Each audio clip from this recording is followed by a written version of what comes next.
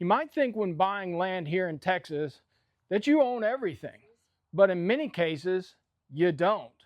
And if you don't understand this before you buy, you could end up owning the surface while someone else is able to control it.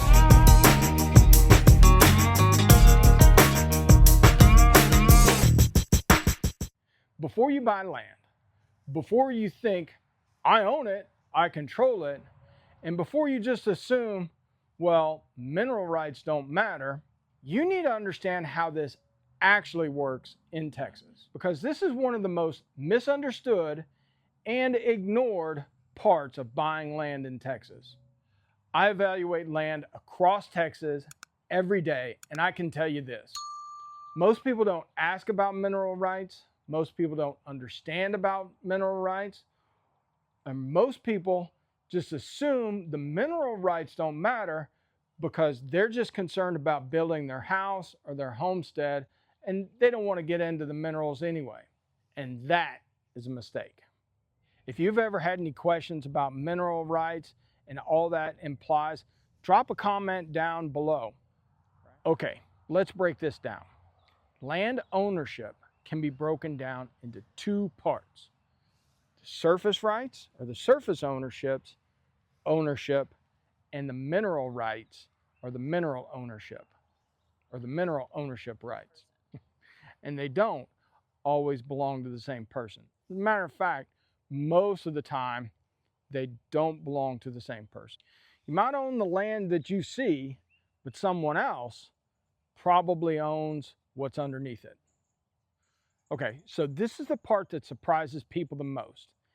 In Texas, the mineral rights are actually dominant to the surface rights.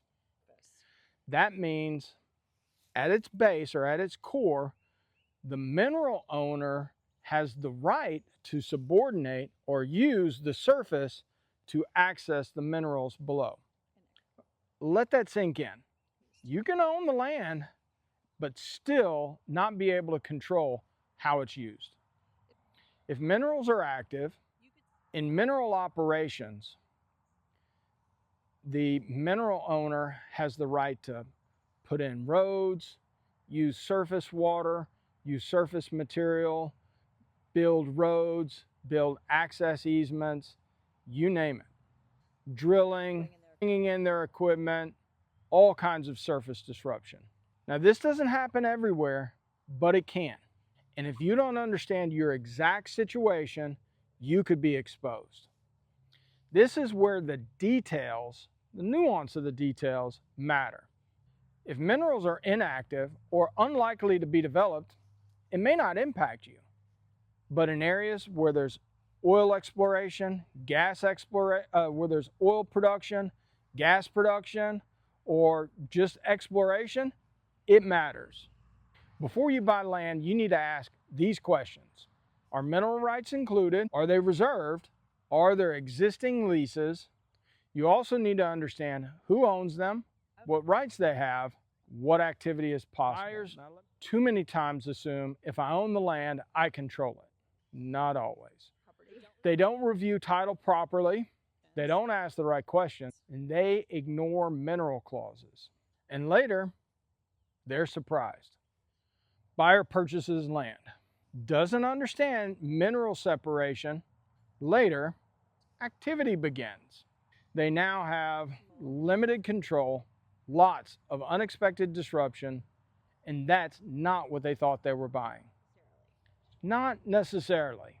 Many properties sell without the mineral right, and most buyers are fine with that. But the key is understanding it before you buy, not after. Mineral rights don't always matter, but not understanding them always does. If you or anybody else you know is looking to buy land in the state of Texas, give me a call, shoot me a text message, send me an email. I'd love to work with you guys. So let me explain something.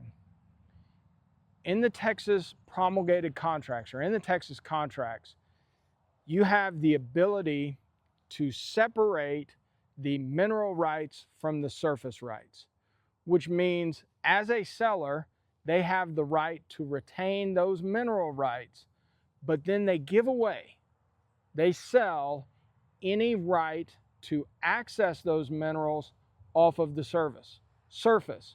It's a win-win scenario in most transactions. But that's where you got to be the devil in the details.